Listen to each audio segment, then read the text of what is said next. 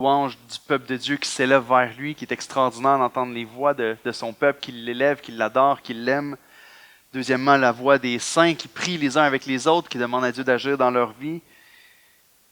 Et le son qu'on va entendre maintenant, qui est aussi de mes sons préférés, c'est celui des pages d'une Bible qui se tourne pour aller dans le texte biblique puis recevoir la parole de Dieu. Fait que je vous invite à prendre votre copie de la parole de Dieu à ce moment-ci, à tourner avec moi dans Jean 13. Si vous n'avez pas de Bible entre vos mains, que vous voulez suivre avec nous, je vous invite à lever la main là où vous êtes et on va vous prêter une Bible. David va aller vous porter une Bible là où vous êtes. Et si vous n'avez pas de Bible à la maison, s'il vous plaît, gardez-la. C'est un cadeau qu'on vous fait. On veut que chacun ait la parole de Dieu entre ses mains. Si vous avez déjà une Bible à la maison, on vous invite à la remettre ici à David à la fin avant de sortir, parce qu'on veut en avoir encore pour ceux qui n'en ont pas. Donc, Jean 13 aujourd'hui. Jean 13. Francis il ne vous a pas tout dit, mais notre retraite a duré de vendredi à samedi. Puis on a eu 2 bonnes grosses journées avec une trentaine d'heures. C'est la raison pour qu'on fait une retraite comme ça, c'est qu'on peut avancer beaucoup de dossiers en 2 jours comme ça avant que l'année commence. Puis on a passé une trentaine d'heures ensemble à planifier, à prier. Et on a prié pour chacun d'entre vous. On a prié en vous nommant devant le Seigneur. Et ce matin, on est dans ce texte à propos de l'amour de Dieu. Mais sachez que vous êtes aimés. Sachez que vous êtes aimés par le Seigneur. Vous êtes aimés par vos pasteurs. Et vous êtes aimés par votre Église.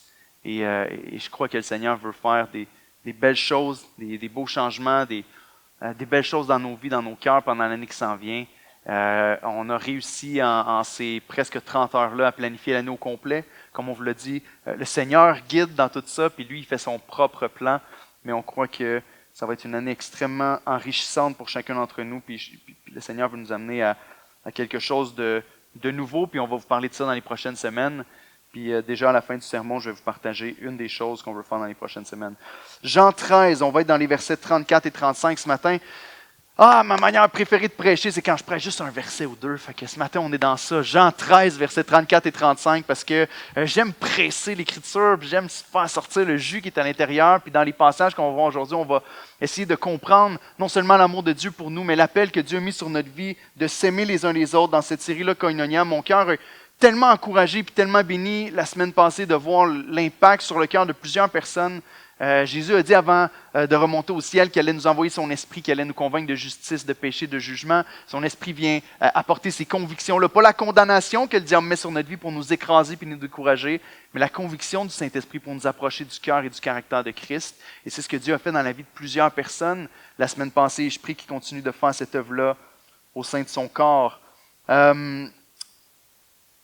J'ai dit à Francis quand on a commencé, ou avant même de commencer Koinonia, quand on préparait la série, j'ai dit, Frank, je ne suis pas sûr s'il n'y a pas des gens qui vont décider de partir et de ne pas joindre l'Église d'Oxa parce qu'ils arrivent pendant une série comme Koinonia. Parce que je comprends que les messages qu'on apporte, puis les thèmes qu'on va toucher ensemble, la définition de ce que c'est un vrai disciple de Christ, peuvent être challengeants puis peuvent faire peur un petit peu dans nos vies.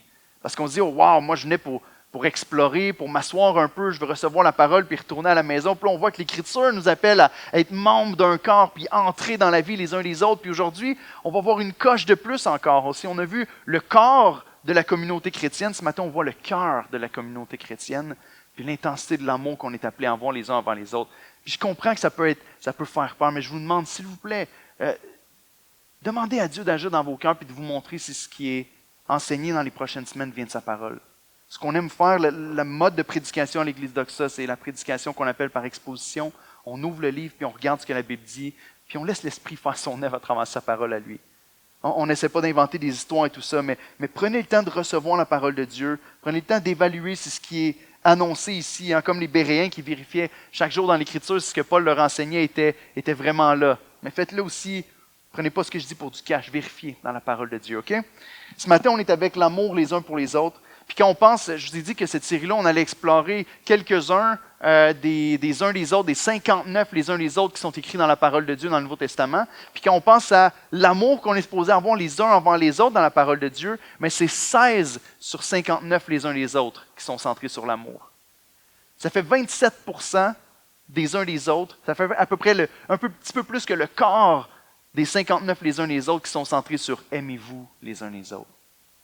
On croit que c'est le centre, le cœur des relations chrétiennes qu'on doit avoir les uns avec les autres. puis que tous les autres, les uns les autres, découlent de celui-là. Ce que ça veut dire, c'est que ce matin, si tu écoutes seulement un message de toute la série Koinonia, c'est celui-là qu'il faut que tu entendes. Ce que ça veut dire, c'est qu'il faut que tu éteignes ton téléphone, que tu lâches Candy Crush puis tes textos pendant la prédication, puis que tu reçoives la parole de Dieu, parce que c'est le message, ou un des messages en tout cas les plus importants que tu peux entendre de ta vie. Je suis convaincu de ça, encore plus alors que j'étudiais le texte cette semaine. Voici l'idée principale du texte. Une église en santé, pas n'importe quelle église, une église en santé brille par l'amour ardent de ses membres. Je suis absolument convaincu que ça est mon cœur, c'est que l'Esprit vous convainque aussi de cette vérité-là. Lisons ensemble Jean 13, les versets 34 et 35. C'est le Seigneur Jésus qui parle à ses disciples et qui leur dit ceci. « Je vous donne un commandement nouveau. Aimez-vous les uns les autres. Comme je vous ai aimé, vous aussi, aimez-vous les uns les autres.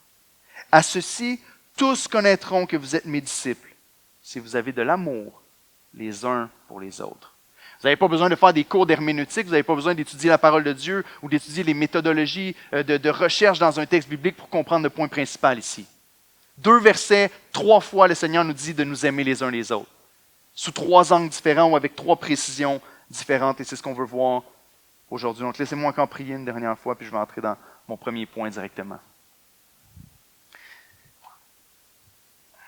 Seigneur Dieu, ce texte est extrêmement simple, puis en même temps, on peut tellement passer à côté des vérités qu'il dit. Je veux te prier aujourd'hui que, comme tu l'as fait tellement fort dans mon cœur cette semaine pendant que j'étudiais le texte, que tu viennes convaincre chacun de nos cœurs de ton amour envers nous, de ton amour manifesté en Jésus-Christ comme on l'a tellement bien chanté. La responsabilité que tu nous donnes, de comment tu désires que cet amour-là découle puis soit répandu autour de nous. Je veux te prier, mon Dieu, que chaque personne ici ressente ton amour pour eux.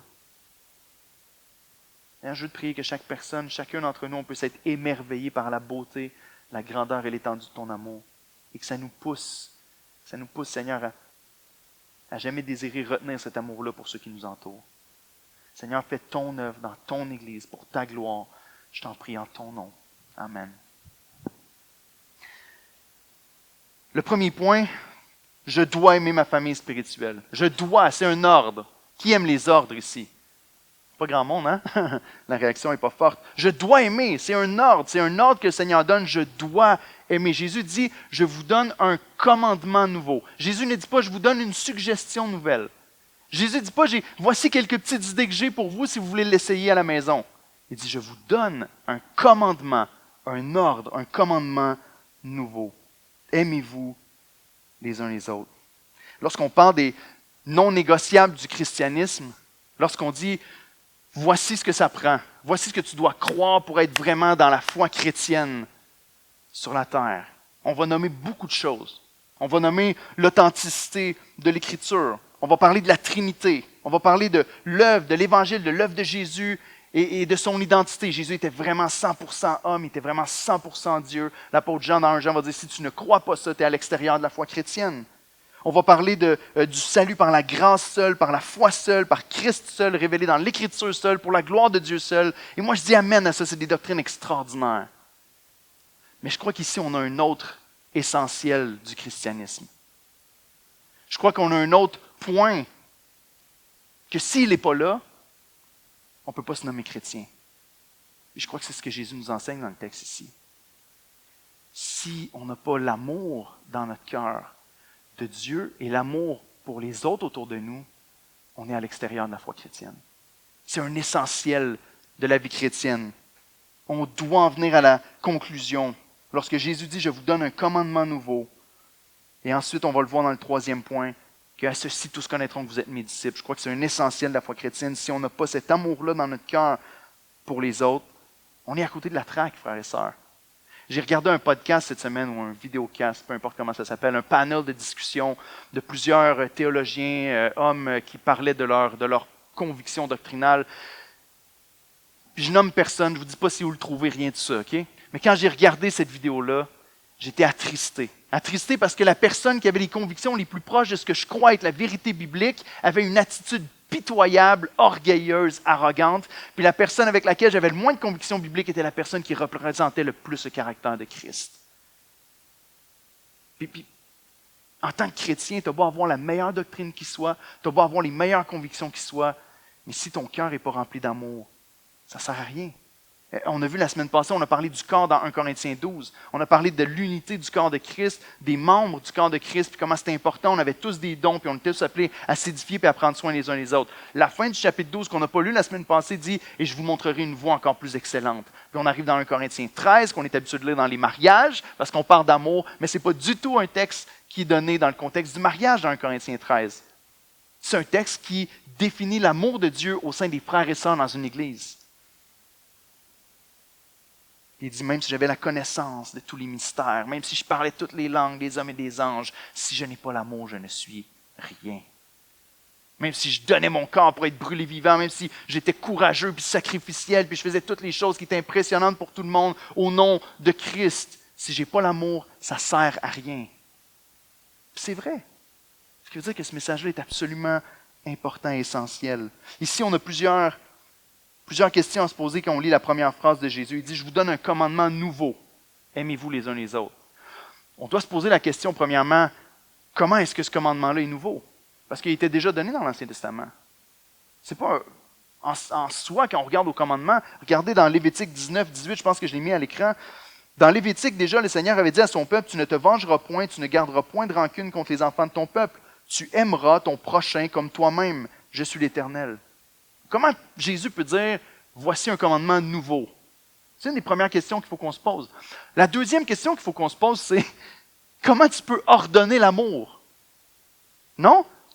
Est-ce que vous vous posez ce genre de questions-là quand vous lisez la parole de Dieu? Comment tu peux dire « aime » ? Arrive dans un lieu public, va voir une personne que tu ne connais pas et dis « toi, aime-moi ». Comment je fais ça? Je ne te connais pas, j'ai aucune idée de qui t'es. Comment est-ce que le Seigneur peut nous dire « aime-moi » ? Ça paraît vraiment mélangeant pour nous. Fait qu'on va commencer avec cette question-là, puis on va passer à celle de comment est-ce que le commandement est nouveau par la suite.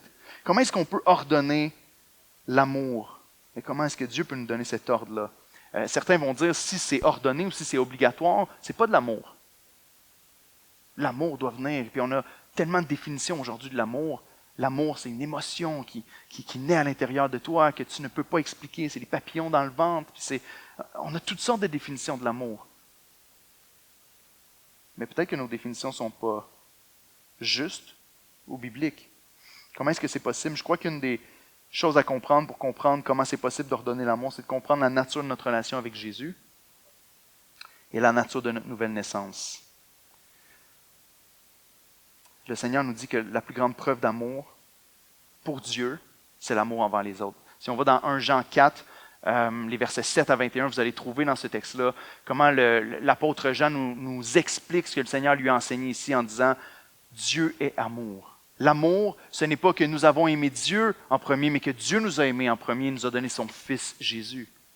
Dieu est amour et tout. Tous ceux qui aiment sont nés de Dieu.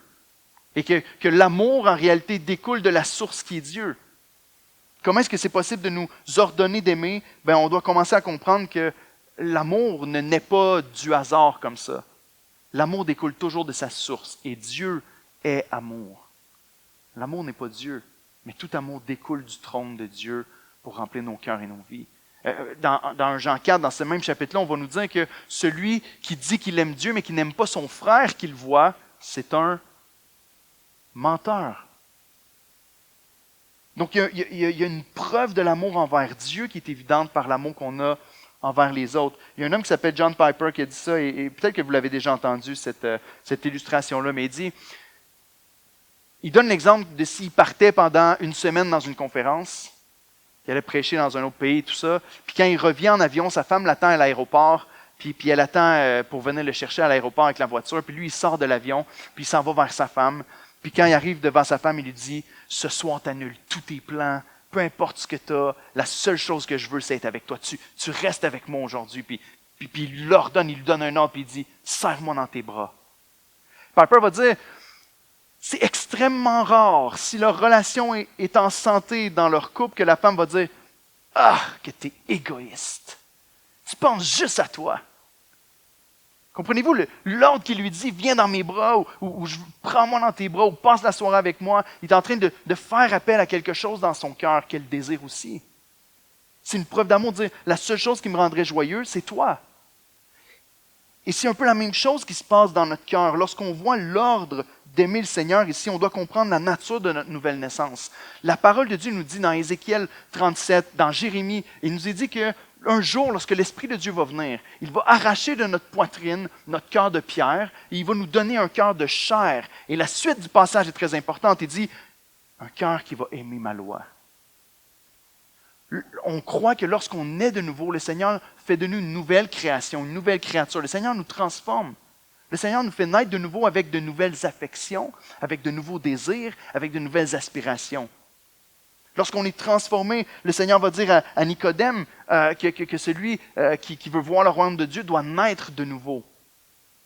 La parole de Dieu nous dit, dans Galates 5, lorsqu'on regarde au combat dans la vie d'un chrétien entre la chair et l'esprit, qu'une personne maintenant est remplie par l'Esprit de Dieu, puis est rendue capable de dire non au péché et de marcher selon l'Esprit. Donc, une des choses qu'on doit comprendre lorsque Dieu nous dit « aime-moi », c'est une bonne manière de tester si tu es vraiment né de nouveau ce matin. Parce que normalement, si l'Esprit de Dieu est venu en toi, lorsque Dieu dit « aime-moi », tu dis « oui Seigneur, je veux t'aimer ». Jésus va enseigner mes brebis entendent ma voix et elles me suivent. Les brebis connaissent la voix du berger. Lorsque le Seigneur te dit, vous savez, le diable est juste un copieur, le diable vient juste pour détourner, prendre les mêmes choses que Dieu a faites, puis essayer de les détourner pour corrompre la nature de l'homme. Lorsqu'on regarde dans Jacques 1, verset 13, on a une définition de comment le péché fonctionne. Dans Jacques 1,13, Jacques va nous enseigner que lorsque quelqu'un est tenté, qu'il ne dise pas que c'est Dieu qui le tente, mais chacun, lorsqu'il est tenté, est amorcé par ses propres convoitises. Et lorsque la convoitise a enfanté, elle embrasse le péché. Lorsqu'on commet le péché, c'est parce qu'on est attiré par quelque chose dans notre chair à l'intérieur de nous. Donc, tout ce que le diable fait, c'est de venir mettre quelque chose, comme une canne à pêche avec un hameçon. Il met quelque chose devant nos yeux qui sait qu'on va être tenté avec dans notre chair.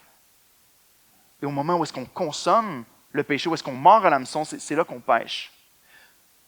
Le diable fait ça, mais c'est juste une copie de ce que Dieu fait. Parce que lorsqu'on est né de nouveau en Jésus-Christ, Dieu vient. Et lorsque tu ouvres la parole de Dieu et que tu entends les commandements de la parole de Dieu, le Seigneur te dit « aime-moi », le Seigneur dit « aime ton prochain comme toi-même », le Seigneur dit « marche dans la sainteté », et l'Esprit à l'intérieur dit « oui, je veux mordre à cet hameçon-là parce que c'est la volonté du Seigneur ». Comprenez-vous ce que je dis? Il doit y avoir quelque chose à l'intérieur de toi qui te pousse à marcher dans les voies du Seigneur. Et s'il n'y a pas ça, soit que tu es très malade dans ta vie chrétienne actuellement, soit que tu as besoin de dire, Seigneur, sauve-moi. Fais-moi connaître cette réalité-là. Parce que lorsqu'on était mort dans notre péché, lorsqu'on était séparés loin du Seigneur, ce qu'on faisait, la Bible nous dit qu'on buvait le péché comme de l'eau.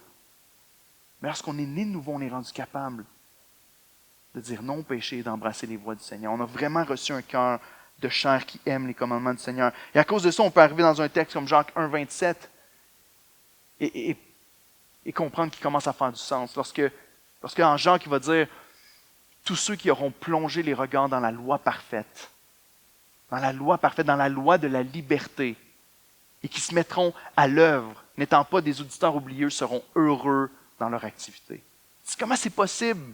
Le Seigneur me donne des ordres, il me dit « fais ceci, fais cela ». Et lorsque tu fais ce que le Seigneur te dit, tu es heureux. Pourquoi? Parce que ton cœur aspire à ces choses-là. Donc lorsque Jésus dit ici « je vous donne un commandement nouveau », c'est un ordre, aime le Seigneur. Normalement, quand tu lui appartiens, ton cœur dit « oui Seigneur, je vais t'aimer ». Lorsque le Seigneur nous dit « aime ton prochain », dans ton cœur, tu dis « oui Seigneur, je veux le faire ». Et tu le sais ce matin, si tu m'écoutes et que tu es né de l'Esprit de Dieu, tu entends ce commandement-là d'aimer tes frères et sœurs, tu le sais que tu dois le faire et tu veux le faire. La première question qu'on s'est posée, c'est qu'est-ce qui est nouveau dans le commandement? Je crois que ce qui est nouveau dans le commandement, c'est que lorsqu'on regarde dans Lévitique 19, il nous dit tu dois aimer ton prochain comme toi-même. Puis ici, le Seigneur, il nous dit tu dois aimer ton prochain comme moi, je vous ai aimé. Donc si le premier point est je dois aimer ma famille spirituelle et qu'on voit ici le commandement d'aimer, le deuxième point est je dois aimer comme Jésus, qui est la nature de l'amour chrétien. Jésus nous rajoute ici « comme je vous ai aimé ». Je crois que c'est 2 phrases ici. Je vous donne un commandement nouveau, aimez-vous les uns les autres. Et la deuxième phrase commence « comme je vous ai aimé, aimez-vous les uns les autres aussi à votre tour ». La question est facile, reçoit souvent plusieurs fausses réponses. Mais voici la question, comment est-ce que Jésus nous a aimés? Est-ce que vous êtes capable de répondre à ça dans votre cœur? Comment est-ce que le Seigneur Jésus m'a aimé? Comment est-ce qu'il a manifesté son amour envers moi? Le contexte de Jean 13, c'est le contexte où Jésus va dire, le Seigneur a mis le comble à son amour, juste un peu avant, lorsqu'il s'est penché, qu'il a enlevé son vêtement, puis qu'il s'est abaissé aux pieds de ses disciples, puis qu'il a commencé à laver leurs pieds. Puis qu'il leur dit, ce que je vous ai fait, c'est un exemple, faites-le aussi les uns aux autres. Jésus a mis le comble à son amour en devenant le plus bas des serviteurs. Parce que vous savez, à cette époque-là, les moyens de transport étaient principalement des animaux. Les rues étaient remplies d'excréments d'animaux. Les gens se promenaient avec des sandales dans la rue. Donc, quand tu entrais dans une maison, tu avais le plus bas des serviteurs qui venaient pour laver tes pieds, pour pouvoir ne pas mettre du fumier partout dans la maison pour créer une atmosphère vraiment dégoûtante. Ici, c'est le plus bas des serviteurs, le plus bas des esclaves normalement qui avait cette tâche-là. Puis c'est le Seigneur Jésus qui s'abaisse. Et il leur dit, si moi qui est le maître, je vous lave les pieds de cette manière-là, vous devriez le faire les uns avant les autres. La Bible définit ce geste-là, ce moment-là que le Seigneur a fait comme étant le comble de son amour. C'est le contexte de Jean 13. Mais Christ a fait bien plus que ça. C'était le comble de son amour jusque-là. Mais il allait accomplir une œuvre d'amour et une manifestation d'amour encore plus grande quelques chapitres plus loin dans sa vie. Le Seigneur s'est humilié. Lui qui est adoré des anges de toute éternité, s'est humilié puis est descendu sur la terre pour se faire le plus bas des hommes. Le Seigneur Jésus a manifesté son amour envers nous. La Bible va nous dire en ce que lorsque nous étions encore pécheurs dans Romains 5,8, Christ est mort pour nous. Il a offert sa vie en sacrifice. Lui qui n'avait jamais péché, lui qui n'avait jamais commis d'iniquité, lui qui n'avait jamais désobéi à son Père, qui a toujours eu la même volonté que Dieu. Lui, aimer les autres, c'était quelque chose qui faisait partie de qui il était avec le Père. Et pourtant, il s'est fait crucifier sur une croix comme le pire pécheur, le pire violeur, le pire meurtrier, le pire ennemi de Dieu qui pouvait exister. Il est mort sur la croix pour payer à notre place la sentence de nos péchés. Jésus s'est abaissé. Et la Bible nous dit, de riche qu'il était, il s'est fait pauvre afin de nous enrichir et nous donner la vie éternelle avec lui. Le Seigneur Jésus s'est fait esclave de nous pour que nous, on puisse être libres et être en relation et réconciliés avec le Seigneur. Il nous a aimés d'un amour inconditionnel parce qu'on ne remplissait aucune condition. Au contraire, on a fourni toutes les bonnes raisons pour qu'il nous déteste et qu'il soit en colère contre nous. Mais pourtant, Christ est venu apaiser la colère de Dieu en prenant sur lui le châtiment qui nous revenait. On continue par la nouvelle naissance. Il ne fait pas juste nous transférer d'un environnement de péché à un environnement de pureté. Mais il nous transforme de l'intérieur, il nous sanctifie, puis il nous prépare à se présenter devant le Seigneur comme étant juste, parce qu'il était juste à notre place, alors que lui est devenu pécheur, pour que nous, on soit justifiés. Lui, il nous prépare à rencontrer le Dieu qui est 3 fois saint. C'est lui, sa justice en nous, sa sainteté en nous. Et c'est lui qui nous fait entrer dans une relation pure et dans l'unité joyeuse qu'il a avec son Père de toute éternité, puis qui nous prépare une place dans son palais pour jouir de sa présence à tout jamais, où il n'y aura plus jamais de péché, plus jamais de pleurs, plus jamais de douleur, plus jamais de grincement de dents, autrement dit d'anxiété, d'angoisse et de peur. Tout ça est rendu possible par la plus grande démonstration d'amour de tous les temps. Le Seigneur, Dieu lui-même, qui ne dit pas juste « vous méritez la mort et je devrais vous punir », mais Dieu qui dit « je vais venir et prendre sur moi le jugement qui vous revenait ». Ça, c'est l'amour de Dieu manifesté. Lorsqu'on dit « tu dois aimer ton prochain comme Jésus t'a aimé », pense à ça. Et là, tu vas dire « mais c'est ben trop grand, c'est ben trop grand. Je ne peux pas aller mourir sur une croix à la place de tout le monde qui sont autour de moi. Je peux pas. » Le Seigneur nous dit on doit aimer les autres de la même manière que lui nous a aimés. C'est la différence dans le commandement, parce qu'on se dit « je dois aimer l'autre comme je m'aime », déjà la barre est haute. Mais d'aimer les autres comme Christ nous a aimés, un amour inconditionnel. Ça veut dire que la personne qui est à côté de toi dans l'église ce matin, ton frère ou ta sœur, tu dois l'aimer malgré qu'il ne rencontre aucune des conditions peut-être que tu as dans ta tête pour aimer une personne. Moi, je dois aimer une personne parce que la personne est respectueuse, parce que la personne est propre, parce que la personne est gentille, parce que si la personne me donne de l'amour, je vais lui donner de l'amour. Christ n'a pas fait ça. Christ a donné de l'amour au pire de ses ennemis pour pour les sauver et les transformer.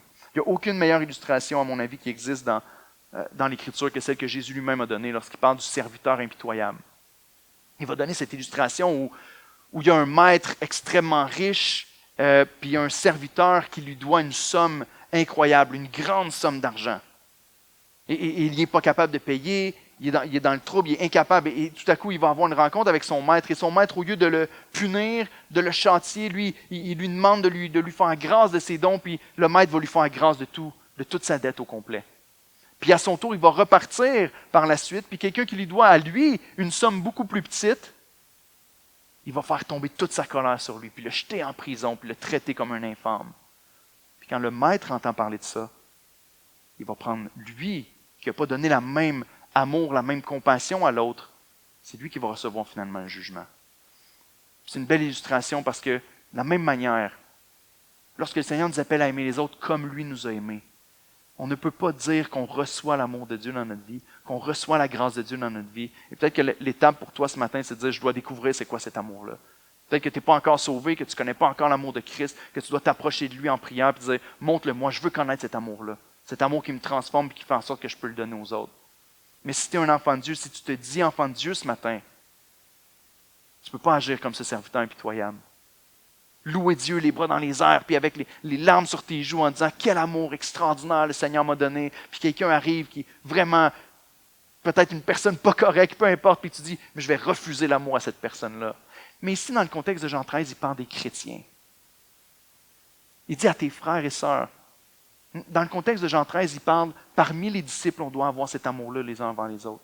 Autrement dit, le changement dans l'histoire du serviteur impitoyable, c'est de dire celui qui se fait libérer sa dette va ensuite aller voir un des enfants de celui qui a libéré sa dette, puis il ne va pas lui donner la compassion à celui-là. Comprends-tu? Les chrétiens reçoivent l'amour de Dieu, puis c'est envers les frères et sœurs dans l'Église. Lorsqu'on retient l'amour envers ces personnes-là, on le retient envers l'enfant de celui qui nous a complètement pardonné et remis notre dette. Pensez-y pendant une seconde. L'amour de Dieu est grand. L'amour de Dieu est illimité, est inconditionnel. On peut se demander comment je vais faire ça à Doxa. Peut-être que tu n'as pas les trous dans tes mains comme le Seigneur pour prouver l'amour que tu as envers les autres. Mais peut-être que tu peux faire un trou dans ton agenda pour prendre du temps avec un frère et une sœur qui en a besoin. Peut-être que tu n'as pas fait couler ton sang sur la croix pour laver les péchés de tes frères et sœurs qui sont assis à côté de toi. Peut-être que tu peux faire couler l'encre de ton stylo pour écrire une lettre ou un petit mot d'encouragement à celui qui passe par une période difficile. Peut-être que tu t'es pas fait pauvre de riche que tu étais pour pouvoir enrichir les gens autour de toi. Mais peut-être que tu peux prendre des richesses que le Seigneur t'a données, des biens que le Seigneur t'a donnés pour pouvoir faire du bien et prendre soin de ceux qui sont dans le besoin autour de toi. Amen, Église. L'amour de Dieu doit être non seulement compris et dit, mais il doit être vécu. Il doit être vécu les uns avec les autres au sein du corps de Christ. Peut-être que tu n'as pas lavé les pieds des autres disciples et tes frères et sœurs autour de toi encore. Dans les mariages, on allume des chandelles, on fait des trucs de cordes, des choses comme ça, mais il y a juste un mariage où j'ai vu les époux se laver les pieds. C'est rare qu'on fait des cérémonies de lavage de pieds à l'église. Je l'ai jamais vécu dans ma vie. Je ne le ferai pas, ayez pas peur. Peut-être que tu ne l'as jamais fait non plus. Mais est-ce que tu es capable d'aller laver la vaisselle d'un frère ou d'une sœur qui est tombé malade et qui a de la misère à le faire? L'amour de Dieu est manifesté.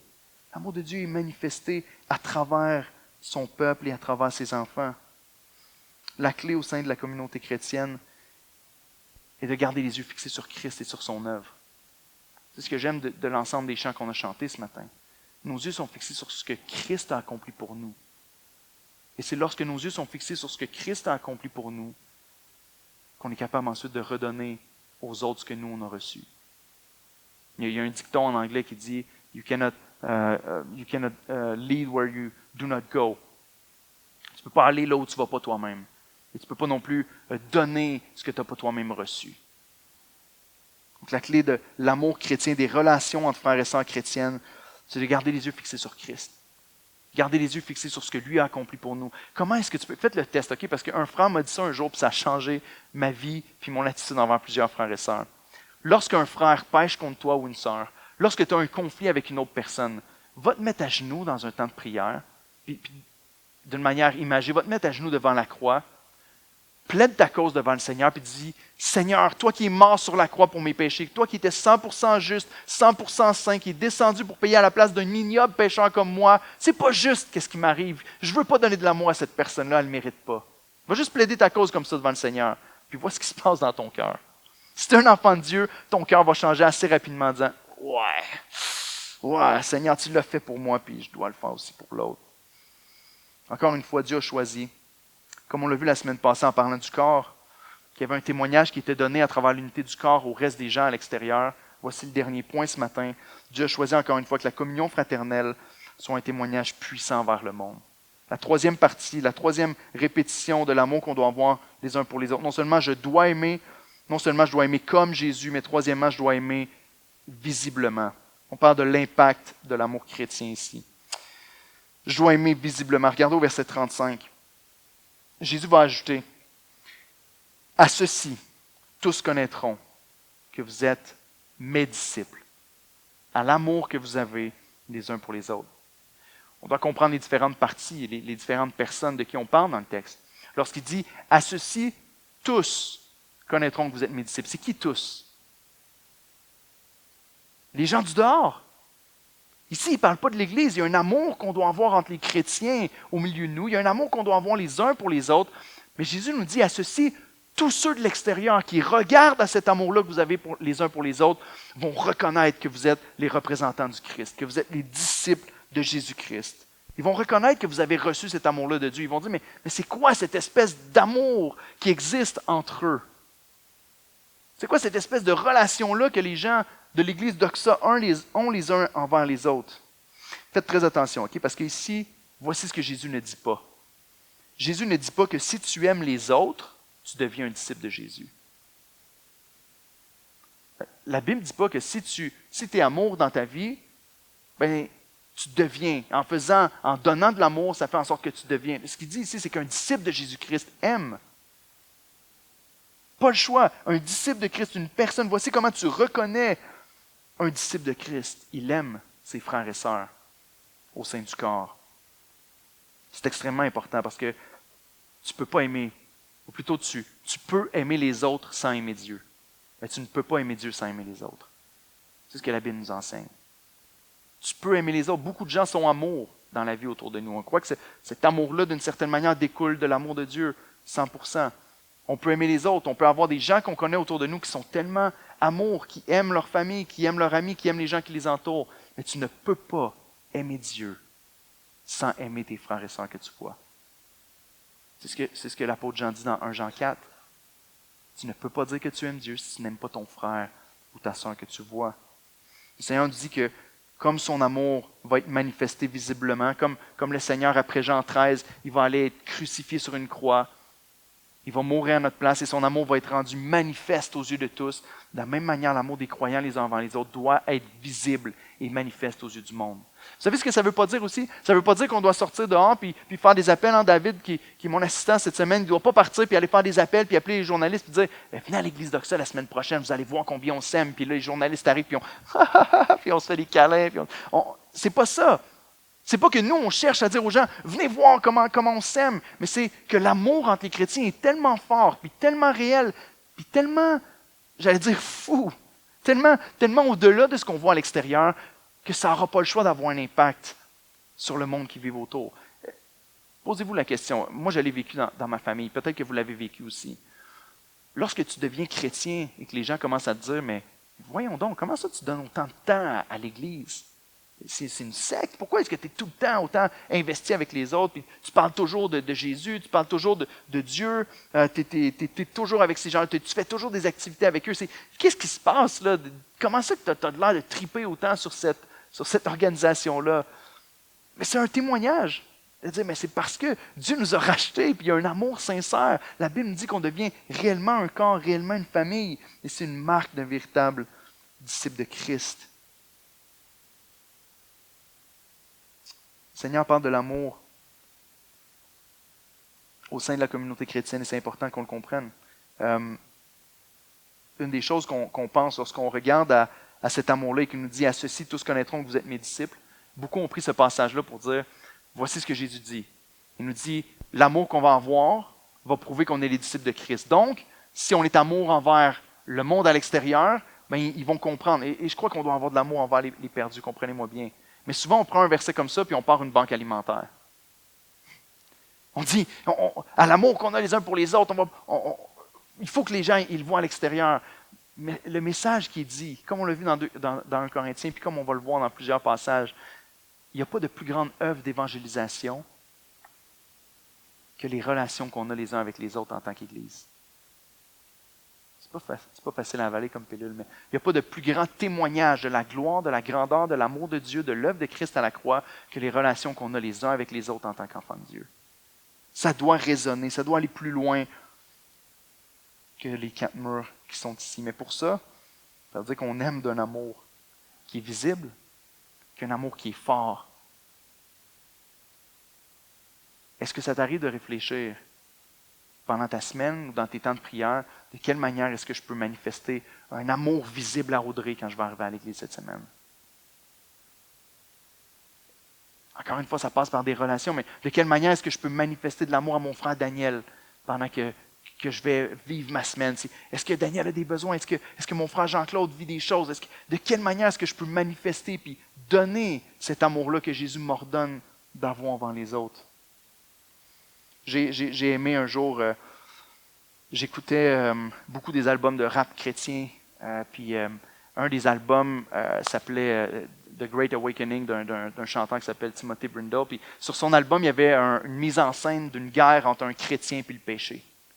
Puis dans cette discussion-là qu'il y avait entre les deux, il y a à un moment donné le péché qui s'adresse au chrétien et qui lui dit « J'ai pas vraiment besoin de combattre les chrétiens parce que les chrétiens se combattent déjà à eux-mêmes. » Je dis quoi? C'est vrai, frères et sœurs. Une des choses qui m'attriste le plus, c'est de voir à quel point, puis que vous le voyez même, vous autres aussi, dans toutes sortes de médias, c'est de voir cette guerre-là. On dirait qu'il y en a qui ont un ministère de destruction, puis un ministère de pointer, puis de dire eux autres, c'est pas des vrais, puis eux autres, c'est pas des bons, puis eux autres, les gens du monde là, qui regardent à ça, puis le diable se frotte les mains, puis il se réjouit en disant « Yes, yes, continuez les chrétiens à vous entretuer entre vous autres. C'est parfait. » Parce que à ceci, tous ne reconnaissent pas que vous êtes les disciples de Christ. Comprenez-vous? On est appelé à avoir cet amour-là les uns envers les autres, qui est évident, qui est visible, qui est perceptible. Le but ici, encore une fois, n'est pas de faire semblant, mais de s'assurer que dans notre vie, on va puiser à la source. S'assurer que dans notre vie, on va à la source, on va à la croix, on va dans la présence de Dieu. On va chercher puis à comprendre lorsqu'on ouvre la Bible, lorsqu'on prend les temps de prière, lorsqu'on est réunis ensemble en tant qu'enfants de Dieu, pour comprendre la nature de l'amour de Dieu, fixer les regards sur ce que Christ a accompli pour nous, de voir que le Père nous aime de toute éternité. La Bible nous dit même que l'amour de Dieu est répandu dans nos cœurs par le Saint-Esprit qui nous a été envoyé par Christ. Normalement, un chrétien est une personne qui comprend, qui vit et qui transmet l'amour de Dieu. Donc, notre responsabilité à nous est de s'aimer fort. Les yeux fixés sur Christ, d'aimer fort les uns les autres. Ça paraît simple, hein? Ça paraît quelque chose que tout le monde a appris dans les débuts de sa vie chrétienne. On doit aimer son prochain comme soi-même, on doit aimer les autres qui sont autour de nous. Mais il reste que ce n'est pas une réalité qui est souvent vécue, malheureusement. Malheureusement, on a des conditions, puis on a des standards, puis il faut que les gens les remplissent. Sinon, on coupe les liens, on coupe les ponts, puis on les prive de notre amour. Peut-être que dans ton cœur ici, peut-être même que dans le cœur des gens qui t'entourent et qui voient ton amour envers ta famille spirituelle, ils peuvent éprouver une certaine jalousie. Ils disent, tu n'as pas de vie, tu es juste à l'église. Au contraire, on peut leur témoigner, j'ai trouvé la vie en Jésus-Christ, puis il m'a donné une vie et une famille spirituelle. Christ va dire, si vous perdez votre famille naturelle, vous allez retrouver au centuple des frères, des sœurs, des mères, des pères dans l'église de Christ.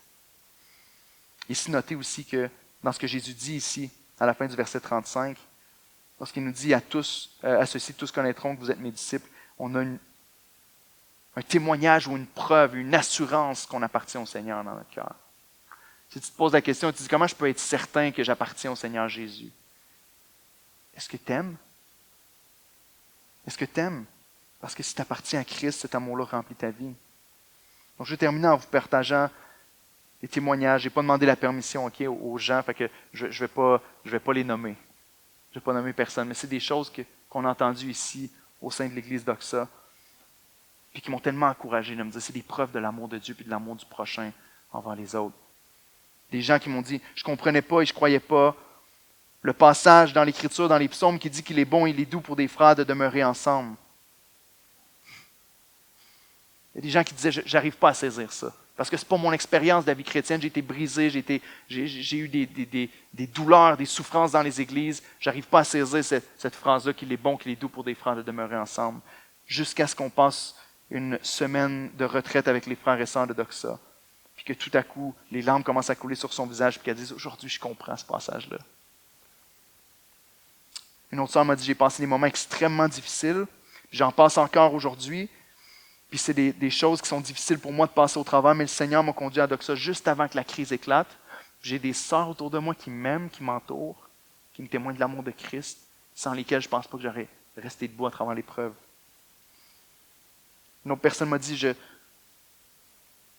j'ai perdu un être cher dans les dernières semaines. C'est des expériences, des conversations que j'ai eues avec les gens. J'ai perdu un être cher, une personne de ma famille. Puis à un moment donné, qui est juste fondu en larmes pendant qu'on était dans un groupe puis avec un autre frère en prière en disant le Seigneur a tellement été bon parce qu'il s'est assuré que je sois entouré de frères et sœurs pendant que j'allais passer par cette épreuve-là. Des frères qui me sentent dans leurs bras, qui me témoignent de leur amour. Une autre personne me dit l'œuvre du Seigneur a commencé à s'accomplir dans la vie de moi et ma famille, puis maintenant mon Père a une attitude nouvelle envers moi, puis un amour. Un amour nouveau. Un autre qui a dit j'aurais jamais cru que mon mari pouvait devenir si aimant, si attentionné, puis diriger notre famille dans les voies comme il le fait. Dieu fait ça au sein de son Église. Le Seigneur, lorsqu'il nous sauve, il nous transforme, il nous vide. Il nous vide de notre péché, de notre amour propre, de notre désir de vivre que pour nous-mêmes, puis il nous remplit avec l'amour de Dieu, qui a juste envie de déborder, de sortir, puis d'être partagé avec ceux qui nous entourent. Est-ce que vous connaissez cet amour-là, frères et sœurs? Notre désir à l'Église d'Oxa, ce message-là n'est pas juste pour vous dire voici ce que Jésus dit dans la parole. Notre prière à travers cette série-là, c'est de dire on veut être une Église selon le cœur de Dieu, selon la révélation qu'il nous a donnée dans l'Écriture. On veut être ces personnes-là. On veut avoir dans nos relations les uns avec les autres un amour qui va beaucoup plus loin que serrer la main le dimanche matin, même si c'est agréable. Est-ce que c'est votre désir, frères et sœurs? Vous savez, j'entends pas beaucoup d'amen, là, je me sens seul. Hein? C'est votre désir, frères et sœurs, d'avoir cet amour-là dans votre cœur. Vous savez, une des raisons pour qu'on fait une série comme celle-là, c'est pour dire que les pasteurs ne sont pas les seuls qui doivent témoigner cet amour-là envers les brebis. Les pasteurs ne sont pas ceux qui doivent remplir ce rôle-là, puis les brebis viennent et disent, le pasteur doit m'aimer, mais moi, l'Église ne sera jamais en santé si vous attendez à ce que moi je vous aime comme ça tout seul. Je vous aime, frères et sœurs, mais l'appel est sur chacun d'entre nous autres, puis on doit maintenir cet amour-là. Donc, qu'est-ce que tu témoignes à ceux du dehors? De l'amour de Dieu que tu expérimentes à travers ta famille spirituelle. Vous savez, vous pouvez parler avec, les musiciens peuvent s'approcher, vous pouvez parler avec les gens qui vous entourent puis leur dire voici la vraie doctrine, voici l'Évangile, voici ce que tu dois connaître. Mais est-ce que tu leur témoignes aussi? Voici l'amour que Dieu m'a donné, voici l'amour que Dieu me fait sentir au sein de sa famille et de sa communauté. Parce que si tu dis toutes les bonnes choses avec un cœur qui n'est pas du tout amour, le message perd toute sa force. Est-ce que tu connais le privilège que le Seigneur te fait de contribuer à nourrir l'amour au sein de son Église? Donc la table est mise avec les deux premiers messages.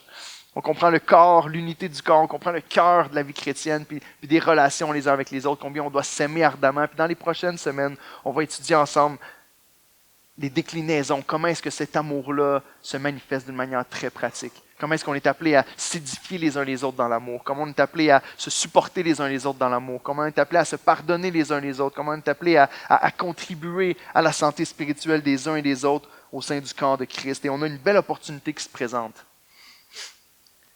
L'année passée, à l'Action de grâce, on a fait un grand potluck et tout le monde s'est réuni ensemble quand on était au complexe. Puis tout le monde a apporté un peu de la nourriture qu'il a fait à la maison. On a eu un temps de partage, de communion, un temps où on a rendu grâce au Seigneur pour son œuvre dans notre vie. Puis on a eu un bon temps ensemble. Cette année, on n'a pas de local comme on avait au complexe.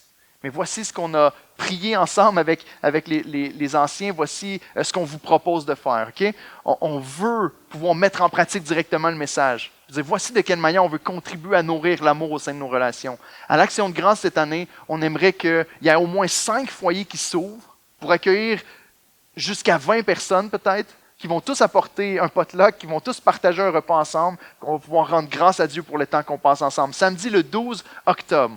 OK, on se voit ensemble le 13 pour le service d'église, mais le 12 octobre, on aimerait, si vous voulez ouvrir votre foyer, si vous dites, moi j'aimerais accueillir les gens, tu n'as rien à préparer, tout le monde amène la bouffe. Si toi tu veux ouvrir ton foyer et dire, je vais accueillir les gens, viens me donner ton nom, va donner ton nom à David qui est juste là en avant, donne-lui ton nom et dis-lui, je veux ouvrir mon foyer pour recevoir les gens. Puis quand on va avoir les 5 foyers, on va pouvoir mettre des feuilles d'inscription, vous allez pouvoir donner votre nom et aller vous inscrire à un de ces foyers-là. Si vous voulez faire un brunch, un dîner ou un souper, c'est à votre guise. Mais on veut pas laisser l'endroit dans lequel on se rencontre nous empêcher de témoigner cet amour-là et d'avoir du temps ensemble. Donc, à travers toute cette série-là, on veut continuer à vous encourager et à contribuer à mettre en pratique ce que la parole de Dieu nous enseigne. Venez nous donner votre nom, mais surtout continuez de prier.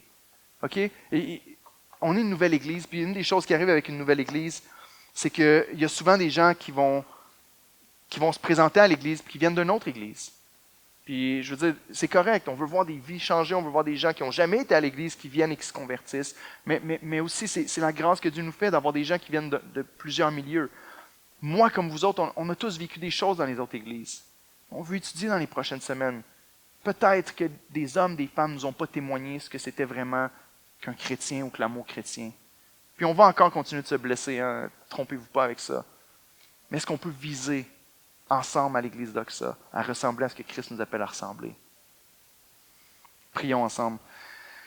Seigneur, notre Dieu, on te remercie pour la grâce que tu fais dans nos vies, de pouvoir ouvrir cette parole, de pouvoir se réunir ensemble ici, de pouvoir partager cet amour que tu nous donnes en Jésus-Christ. Seigneur, je te prie, s'il te plaît, que dans nos vies personnelles, il puisse y avoir une réelle communion avec toi. Une réelle communion avec toi, une réelle recherche de l'amour que tu nous as manifesté en ton Fils Jésus. Une réelle recherche de comprendre la grandeur, l'étendue, comme l'apôtre Paul l'a prié dans Éphésiens, que tous puissent connaître la largeur, la hauteur, la longueur, la profondeur, et connaître l'amour de Dieu jusqu'à toute sa plénitude. Pour qu'en recevant cet amour-là, on puisse, à notre tour, Seigneur, le donner aux autres librement. S'il te plaît, fais ton œuvre. Guéris les cœurs qui ont été blessés, qui ne se sentent pas aimés ce matin. Convainc-les de ton amour. Convainc-les que tu ne les as pas laissés seuls.